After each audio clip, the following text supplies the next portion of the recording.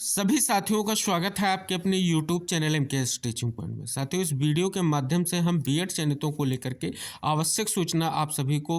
Provide कराने वाले हैं। निवेदन करेंगे वीडियो को बिना स्किप किए हुए अंत तक देखें और सभी साथियों को शेयर करें। साथियों, आप सभी को अवगत करा दें, आज आप सभी की बीएड वेलफेयर एसोसिएशन के माध्यम से की याचिका सुप्रीम कोर्ट में की गई थी, जिसमें प्रेयर की गई थी कि 2018 में जो गाइडलाइन आई थी, जिसमें स्पष्ट रूप से 6 मंथ का ब्रिज क्रॉस करा करके बीएड डिग्रीधारियों को प्राथमिक शिक्षक भर्ती में मौका दिया जाए। हालांकि इस प्रेयर को आज स्वीकार नहीं किया गया कोर्ट के माध्यम से और स्पष्ट रूप से इस याचिका को डिसमिस कर दिया गया। अब साथियों, बात करें याचिका डिसमिस होने के बाद बहुत सारी जो है संशय की स्थितियां आपके मन में उत्पन्न हो रही हैं कि जो 69,000 शिक्षक भर्ती में बीएड चयनित हैं उनका क्या होगा, या अन्य राज्यों में जो बीएड चयनित हैं, अन्य प्राथमिक शिक्षक भर्तियों में चयनित हैं, उनका क्या होगा।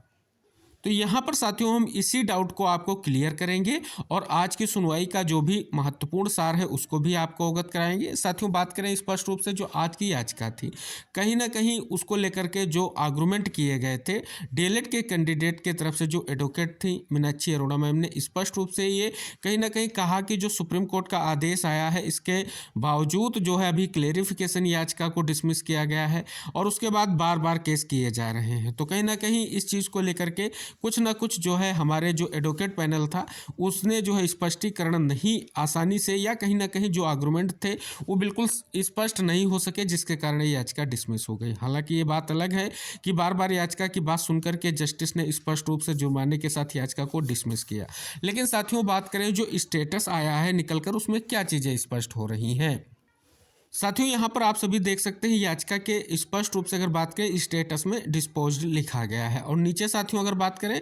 तो डिसमिस्ड भी लिखा गया है। लेकिन स्टेटस में अगर आप देखेंगे तो स्पष्ट रूप से यहाँ पर एक महत्वपूर्ण चीज़ मेंशन की गई है, डिसमिस्ड और ब्रैकेट में विड्रॉ भी लिखा गया है। तो ये देख सकते हैं साथियों, यहाँ पर 22 जनवरी की बात की गई है और डिस्पोजल की भी बात कर ली गई है। जस्टिस आप सभी को पता है PS नरसिम्हा और अरविंद कुमार सर की बेंच में सुनवाई हुई है। लेकिन साथियों, इस याचिका की अगर परिदृश्य की बात करें, क्योंकि जो याचिका डाली गई थी तो स्पष्ट रूप से इस याचिका का सेंस यही था कि ये याचिका उसी बेंच में सुनवाई को लेकर के जाएगी जिस बेंच से बीएड वर्सेस बीटीसी का मैटर आया। हालांकि ना तो ये याचिका अनिरुद्ध बोस सर की बेंच में गई और ना ही सुधांशु धूलिया सर की बेंच में गई। बेंच में आप सभी को पता है ऐसी बेंच में चली गई जहाँ से ना तो मैटर डिसाइड हो सकता था। इसलिए जो है कोर्ट से जो है हमारे एडवोकेट ने स्पष्ट रूप से प्रे किया कि हम इस याचिका को वापस लेना चाहते हैं, लेकिन विरोध के कारण कहीं ना कहीं ऐसी स्थितियाँ उत्पन्न हुई। तो ये कहीं ना कहीं आप सभी के सामने स्थिति आ गई। अब साथियों, ये स्पष्ट किया जा रहा है कि जो ये स्पष्ट रूप से आपकी क्लेरिफिकेशन याचिका डिसमिस हुई और उसके बाद ये बीएड वेलफेयर एसोसिएशन की याचिका डिसमिस हुई, तो अब सबसे बड़ी बात क्या है कि जो बीएड चयनित हैं, अन्य राज्यों में जो चयनित, उन पर क्या इम्पैक्ट पड़ेगा। तो साथियों, आपको अवगत करा दें, अभी बिल्कुल स्पष्ट रूप से हम आपको ये इंगित कराना चाह रहे हैं कि अभी बीएड वर्सेस शिक्षा मित्र की जो याचिका आप सभी को पता है 69,000 शिक्षक भर्ती के परिपेक्ष में है। लेकिन साथियों, उसकी सुनवाई को लेकर के अगर बात करें तो उसकी सुनवाई कल लगी हुई है, लेकिन वो रजिस्ट्रार ऑफिस में लगी हुई है। अब कारण क्या है, रजिस्ट्रार में क्यों लगी है, तो साथियों इस पर अगर स्पष्टीकरण दे दें तो आप सभी को पता है जो पिछली सुनवाई हुई थी तो उसमें कपिल सिब्बल सर ने आर्गुमेंट करते हुए नोटिस जो है कहीं ना कहीं पब्लिश कराए थे और नोटिस इशू किया गया था। तो सरकार का जो जवाब है वो स्पष्ट रूप से दाखिल होने के बाद जो सेंस निकल कर आया है, जो स्पष्ट हो रहा है कि अब क्या उस याचिका की सुनवाई आगे कैसे होगी, क्या होगी, क्योंकि इस पर हमने आपको अवगत कल भी कराया था, आज भी अवगत कराएंगे कि इस याचिका की सुनवाई जरूर होगी। लेकिन कारण क्या है, जो नोटिस इशू किया गया था तो अब उस नोटिस को कहीं ना कहीं जो भी चीज़ें हैं, सरकार का जवाब जो भी आएगा उसके बाद जो है फिर से जो है स्पष्ट रूप से कहीं ना कहीं सुनवाई को लेकर के चीज़ें आगे बढ़ेंगी।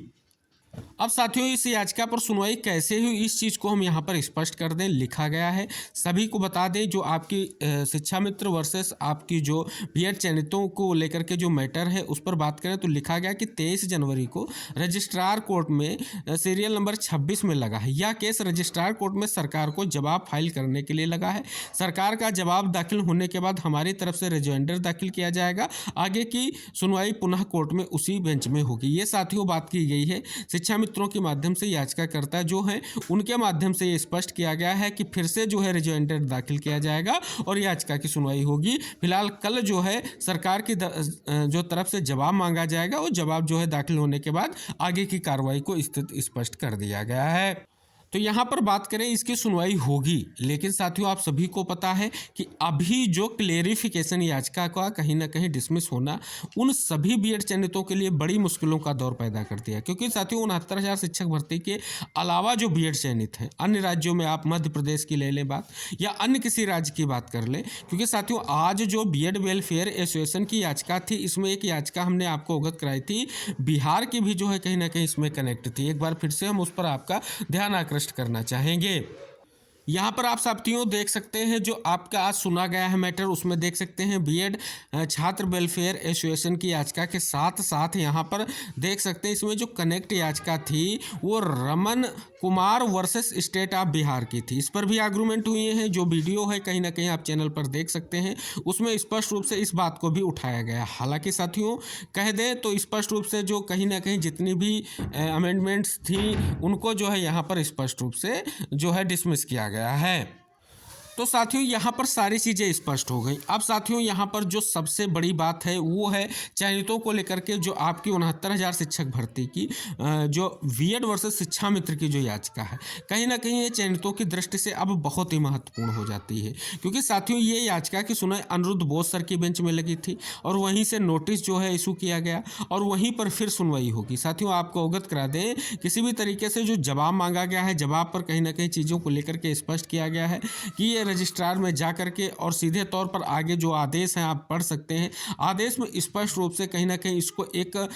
जो है स्पष्ट रूप से याचिका को जो है सुनवाई को लेकर के आगे सूचीबद्ध किया जाएगा। अब साथियों कोर्ट में कब सुनवाई को लेकर के सूचीबद्ध होगा, क्योंकि रजिस्ट्रार में जो है स्पष्ट रूप से इस मैटर की कल जो है इस पर चीज़ें स्पष्ट हो जाएंगी, आखिर सरकार का क्या जवाब है। तो चयनितों के परिपेक्ष में जैसा कि क्लेरिफिकेशन जब आप सभी का स्पष्ट रूप से अर्नब घोष वाला जब स्पष्ट रूप से आपका जो है डिसमिस किया गया था, तभी स्पष्ट कर दिया गया था कि जो है 69,000 की जो आपकी बीएड वर्सेस शिक्षा मित्र की याचिका है वो कहीं ना कहीं चयनितों के लिए बहुत ही महत्वपूर्ण है। तो जो चयनित साथी हैं अब इस याचिका की तरफ कहीं ना कहीं अपना रुख करें, जो भी बीएड चयनित साथी हैं, और प्रयास करें, क्योंकि साथियों आपको हम अवगत करा दें कि हरीश साल्वे सर को जो है बीएड वर्सेस शिक्षा मित्र केस में अपीयर करने का पूर्ण प्रयास जो है चयनितों के माध्यम से किया जा रहा है। और साथियों वो बहुत ही महत्वपूर्ण एडवोकेट हैं जो कहीं ना कहीं बहुत महत्वपूर्ण जो है एग्रीमेंट कर सकते हैं। आप साथियों को अवगत करा दें, किसी भी स्टेट की आप देखें, मध्य प्रदेश की आप सुनवाई देखें तो वर्चुअल माध्यम से भी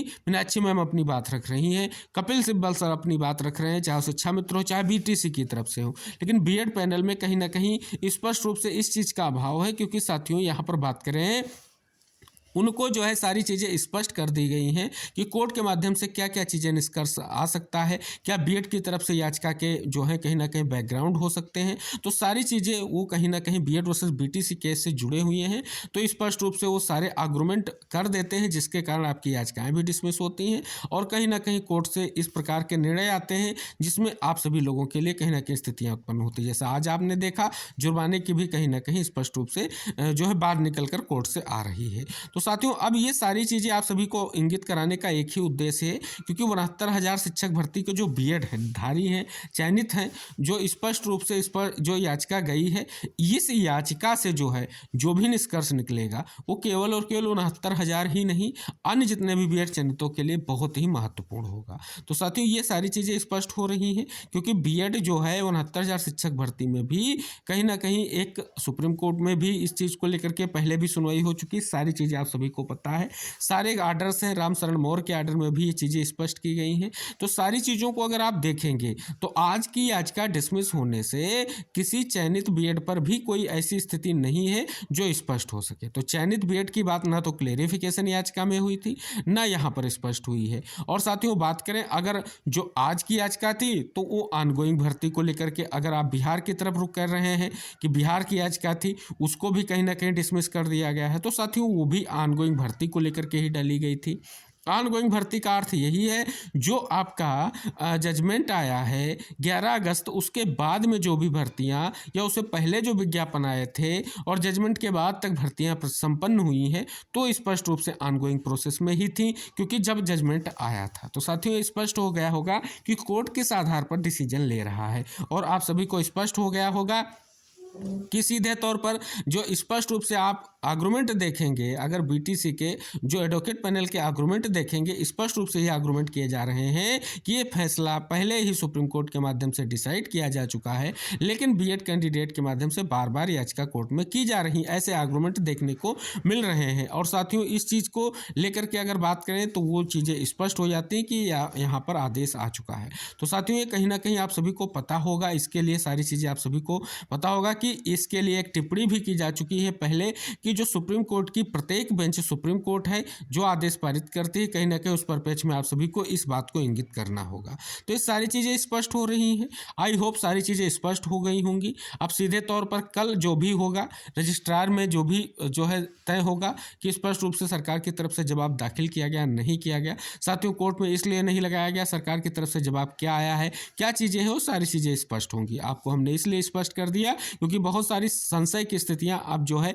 बीएड चयनितों के मन में निकल कर आ रही हैं कि आज की याचिका और क्लेरिफिकेशन याचिका डिसमिस होने से उनका फ्यूचर क्या होगा, वो चयनितों को लेकर के क्या स्थिति रहेगी, जैसा कि आप सभी को पता है। तो साथियों, अभी अभी हाल ही में जल्द ही आप सभी को अवगत करा दें, जो सुनवाई होने जा रही है लगभग मध्य प्रदेश की होने जा रही है, जिसमें जो है बीएड चयनितों को लेकर के वर्ग 3 की भर्ती जो है प्रभावित होने वाली है, जिसमें बीएड चयनितों को लेकर के कहीं ना कहीं लगातार जो है उस क्लेरिफिकेशन याचिका के कारण 2 बार सुनवाई जो है टाली गई है, लेकिन इस बार जो है वो सुनवाई डिसाइड होगी और कहीं ना कहीं बीएड के लिए वो महत्वपूर्ण सूचना नहीं है, क्योंकि साथियों यहाँ पर भी कोई भी महत्वपूर्ण चीज निकल कर नहीं आ रही है। तो आप सभी को एकजुट होकर के प्रयास करना पड़ेगा, बीएड वर्सेस शिक्षा मित्र की याचिका पर अपनी बात को रखना पड़ेगा, जिससे कहीं ना कहीं बीएड चयनितों को लेकर के एक महत्वपूर्ण आदेश जो है कोर्ट के माध्यम से निकल कर सामने आ सके। तो जितने भी बीएड चयनित साथी इस वीडियो से जुड़ेंगे, अन्य जितने भी बीएड चयनित साथी उनको शेयर करेंगे, जिससे आगे की स्थितियां स्पष्ट हो सके। तो साथियों, नेक्स्ट वीडियो में हम फिर उपस्थित होंगे जो भी आपकी महत्वपूर्ण सूचना होगी